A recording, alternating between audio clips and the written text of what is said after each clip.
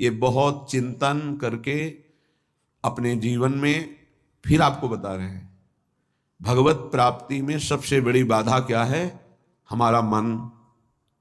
मन का स्वरूप संकल्प विकल्प करके भोगों में फंसाना।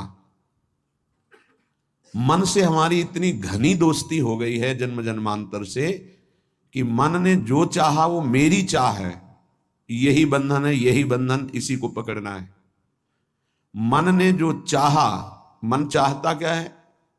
5 ज्ञानेंद्रियों के द्वारा भोगे जाने वाले समस्त विषय, जितने त्रिभुवन में भोग हैं उन सबको 5 में स्थित कर दिया गया। शब्द, स्पर्श, रूप, रस, गंध, और 5 ज्ञानेंद्रियों के द्वारा इनको जाना जाता है, ज्ञान होता है इनका।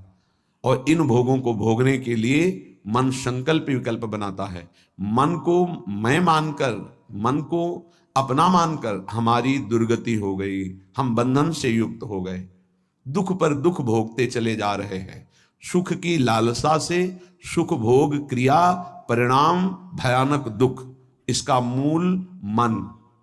मन को सुधारना केवल इसकी मित्रता को हटा देने से होगा, दूसरा कोई उपाय नहीं है। ये आप अच्छे से समझ लीजिए। मन को यदि सुधारना है तो इससे दोस्ती हटानी पड़ेगी। बहुत कठिन है इससे दोस्ती छोड़ना।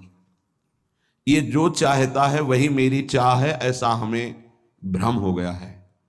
ये अशांत तो हम अशांत, ये शांत तो हम शांत, ये भोगों में तो हमें चाहिए भोग, मैं भोगता।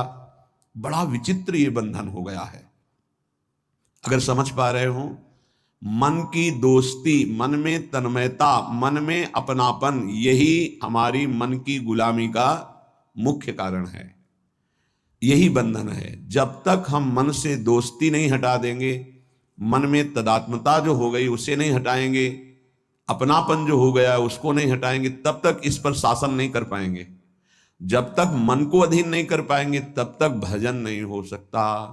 भजन की बातें हो सकती हैं, फिर भजन की बातों से हम सम्मान चाहते हैं, रुपया चाहते हैं, नाना प्रकार के भोग चाहते हैं, मनोकामनाओं की पूर्ति चाहते हैं। वो इन के इन प्रकार फंसा के ही रखता है, वो मुक्त नहीं होने देता। इसीलिए शास्त्रों में कहा गया है, बंधन और मोक्ष का कारण तुम्हारा मन ही है। विषय चिंतन भोगों में लगा हुआ मन बंधन का कारण है, भगवत चिंतन प्रभु में लगा हुआ मन मोक्ष का कारण है। स्पष्ट वर्णन किया गया है। इसलिए धैर्य पूर्वक अंतर्मुख होकर के इस मन से दोस्ती हटा दीजिए। ये बिना सत्संग के आप इस युक्ति को नहीं जान पाएंगे। आप इंद्रियां नहीं हैं, आप मन नहीं हैं, आप शरीर नहीं हैं, आप प्राण नहीं हैं, आप भगवान के अंश हैं, ये प्रकृति के अंश हैं, आप परमात्मा के अंश हैं। अपने को भूलकर इनकी अधीनता स्वीकार करके हमारी ये दुर्गति हो गई कि हम तुच्छ विषयों के अधीन हो गए। ऐसा लगता है यदि मन हमारा साथ नहीं देगा तो हम तो किसी काम के नहीं रह गए।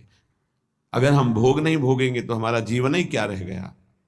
ये भ्रम बैठ गया है। यद्यपि आप पूर्ण काम हैं, आपको किसी भी वस्तु व्यक्ति स्थान भोग की किंचन मात्र आवश्यकता नहीं है, पर आपका ये मन आपको अधीन करके भोगों में सुख है, यही जीवन है, यही लाभ है, ऐसा भ्रम करा दिया है।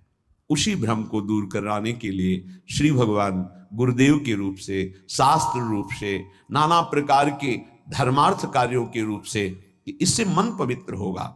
पवित्र मन निष्काम होता है, अपवित्र मन कामी होता है। जब तक मन पवित्र नहीं होगा तब तक प्रभु से प्रेम या प्रभु का तन्मयता पूर्वक भजन असंभव। निर्मल मन जन सो मोहि पावा। निर्मल मन, निर्मल मन प्रभु के नाम, प्रभु के धाम, प्रभु की लीला, प्रभु के रूप, इन्हीं से निर्मल होता है। संसार का नाम, संसार का रूप, संसार की जो त्रिगुणात्मका माया के द्वारा खेले जाना वाला खेल है, ये सब मलिन करने वाला है मन को, और हम इसी में लगाए हैं, इसीलिए हमारी दुर्दशा हो रही है। बिल्कुल सच्ची मानिए, ये हमारे इस समय शत्रु पक्ष का काम कर रहे हैं, मन और इंद्रियां। देखो कई बार का ध्यान दीजिए, पैसा देके ये जानते हैं कि इसमें जो नाटक हो रहा है वो बिल्कुल झूठा है। आप जाते हैं, आप वहां 3 घंटे बैठते हैं, कोई मन को विक्षेप नहीं, कोई मन भागेगा नहीं कहीं, आराम से आपको 3 घंटे साथ देगा।